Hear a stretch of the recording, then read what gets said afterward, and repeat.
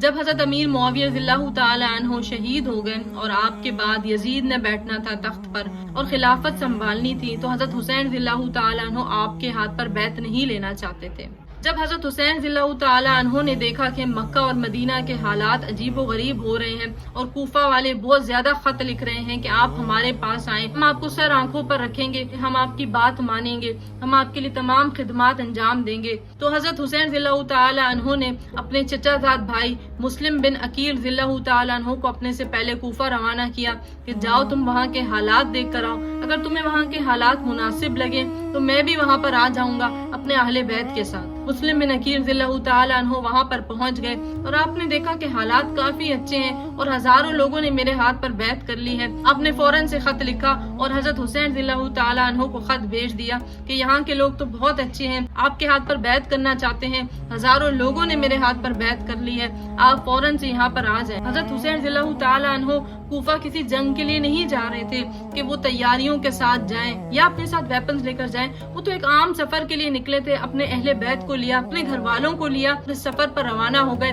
جب آدھے راستے تک پہنچے تو آپ کو خبر ملی کہ مسلم بن عقیل کو شہید کر دیا گیا ہے، مار دیا گیا ہے اور کچھ لوگوں نے غداری کر لی ہے۔ حضرت حسین رضی اللہ تعالی عنہ نے مشورہ کیا، گھر والوں نے بھی یہی مشورہ دیا کہ جب ہم نکل ہی پڑے ہیں تو اپنی منزل تک پہنچنا چاہیے اور جانا چاہیے۔ جب حضرت حسین رضی اللہ تعالی عنہ کربلا کے میدان تک پہنچے تو آپ کو خبر مل گئی کہ دشمن آپ پر حملہ آور ہونے والے ہیں۔ حضرت حسین رضی اللہ تعالی عنہ کو سمجھ آ گیا کہ کربلا یہی وہ مقام ہے جہاں پر میرا بھی خون بہایا جائے گا اور میرے گھر والوں کا خون بھی بہایا جائے گا۔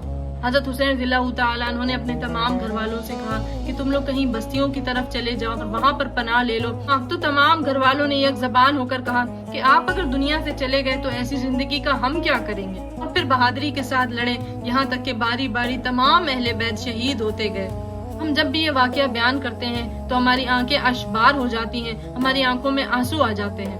زمین، آسمان، پتا پتا، ہر چیز اس دن رو رہی تھی، اشکبار تھی کہ آج تم نے نبی کریم صلی اللہ علیہ وسلم کے گھر والوں کے ساتھ کیا سلوک کیا ہے، نبی پاک صلی اللہ علیہ وسلم کو بدلے میں تم لوگوں نے کیا دیا ہے، نبی کریم صلی اللہ علیہ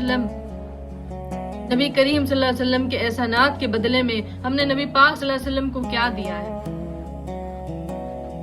امام حسین کو شہید کرنے والے تو بظاہر مسلمان تھے، پیارے آقا صلی اللہ علیہ وسلم پر لاکھوں کروڑوں درود و سلام ہو اور اہل بیت پر لاکھوں کروڑوں درود و سلام ہو، جنہوں نے کلمہ حق کی خاطر قربانیاں دی اور اللہ تعالیٰ کی راہ میں شہید ہو گئے۔ برکتیں نازل ہوں نبی کریم صلی اللہ علیہ وسلم کی قبر مبارک پر اور آپ کے اہل بیت پر۔ کیا ہم محرم کے مہینے میں شادی کر سکتے ہیں؟ کیا ہمیں شادی کرنی چاہیے؟ میرا پرسنل اوپینین یہی ہے کہ اسلامی تاریخ کا اس قدر بڑا واقعہ محرم کے مہینے میں ہوا، میری پرسنل رائے یہ ہے کہ اسلامی تاریخ کا اتنا بڑا واقعہ اس مہینے میں ہوا، تو جب انسان کے گھر میں میت پڑی ہوتی ہے تو وہ کبھی بھی یہ نہیں کہتا کہ میں اس مہینے اپنے گھر میں شادی کر لوں گا۔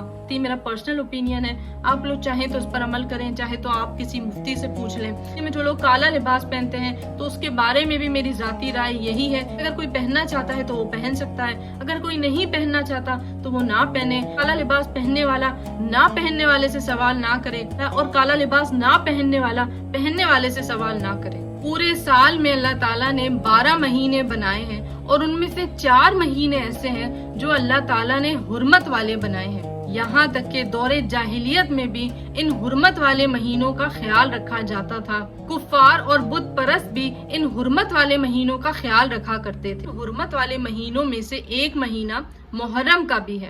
عائشہ رضی اللہ تعالی عنہا فرماتی ہیں کہ جب ہمارے پیارے نبی کریم صلی اللہ علیہ وسلم مکہ سے مدینہ آئے اور انہوں نے دیکھا کہ یہود و نصارہ نے روزہ رکھا ہوا ہے عاشورہ کے دن کا، یعنی کہ 10 محرم کا، تو نبی پاک صلی اللہ علیہ وسلم نے ان سے پوچھا کہ تم لوگ اس دن کا روزہ کیوں رکھتے ہو؟ انہوں نے جواب دیا کہ ہم اس دن کا روزہ اس لیے رکھتے ہیں، اس دن موسیٰ اور اس کی قوم کو فرعون سے نجات دی گئی تھی۔ تو نبی کریم صلی اللہ علیہ وسلم نے فرمایا تو ہم اس بات کے زیادہ حقدار ہیں کہ ہم اس دن کا روزہ رکھیں، کیونکہ موسیٰ تمہاری نسبت ہم سے زیادہ قریب ہے۔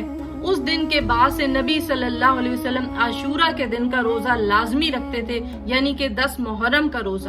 صحابہ نے جب نبی کریم صلی اللہ علیہ وسلم کو عاشورہ کا روزہ رکھتے ہوئے دیکھا تو صحابہ نے کہا کہ اس دن کا روزہ تو یہود و نصارہ رکھتے ہیں۔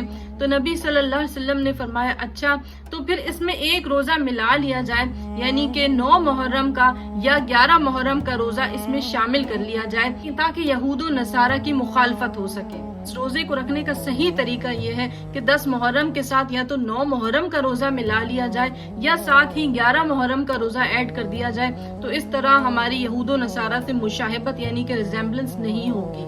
10 محرم اسلامک ہسٹری کے اعتبار سے ایک بہت خاص دن ہے۔ کربلا کا دل دہلا دینے والا واقعہ بھی اسی دن پیش آیا۔ ہمارے پیارے نبی صلی اللہ علیہ وسلم باقاعدگی کے ساتھ اس دن کا روزہ رکھتے تھے۔ جب مکہ میں تھے تب بھی نبی کریم صلی اللہ علیہ وسلم اس دن کا روزہ رکھتے تھے، اور اس کے بعد جب ہجرت کر کے مدینہ چلے گئے تھے تب بھی روزہ رکھتے تھے، یہاں تک کہ جب رمضان کے روزے فرض کر دیے گئے نبی صلی اللہ علیہ وسلم نے فرمایا کہ اب تمہاری مرضی ہے، اب تم چاہے تو اس دن کا روزہ رکھو یا چاہے تو نہ رکھو، کہ یہ بتانا مقصود تھا کہ اب فرضیت نہیں ہے، یہ روزہ تم پر فرض نہیں ہے، یہ نفلی عبادت ہے، رکھنا چاہو جو رکھ سکتا ہے وہ رکھے اور جو نہیں رکھ سکتا اس پر کوئی زور زبردستی یا کوئی گناہ نہیں ہوگا۔ پاک صلی اللہ علیہ وسلم کا فرمان ہے کہ مجھے اللہ تعالیٰ سے امید ہے کہ اس دن کا روزہ 1 سال کے گناہوں کا کفارہ بن جائے گا، یعنی کہ جو صغیرہ گناہ ہوتے ہیں، جو چھوٹے گناہ ہوتے ہیں ان کا کفارہ بن جائے گا۔ ہم بڑے گناہوں کے لیے، کبیرہ گناہوں کے لیے توبہ اور اصلاح کی نیت شرط ہے۔ سارے لوگوں کو پتہ ہی نہیں ہوتا کہ ہمیں عاشورہ والے دن روزہ رکھنا ہے۔ ایک ضعیف حدیث کے مطابق جو شخص اس دن اپنے دسترخوان کو وسیع کرتا ہے، اپنے گھر والوں پر خرچ کرتا ہے، کھلا ہاتھ رکھتا ہے تو اس کے رزق میں برکت عطا کی جاتی ہے۔ کچھ لوگ محرم کے آتے ہی ایسی ایکٹیویٹیز شروع کر دیتے ہیں جن کا سنت سے کوئی تعلق نہیں ہوتا، جن کا صحابہ کی زندگی سے کوئی تعلق نہیں ہوتا۔ جھولے پر بیٹھنا، گھوڑے کے نیچے سے گزرنا، غم حسین کوئی چھوٹا غم نہیں ہے، یہ بہت بڑا غم ہے۔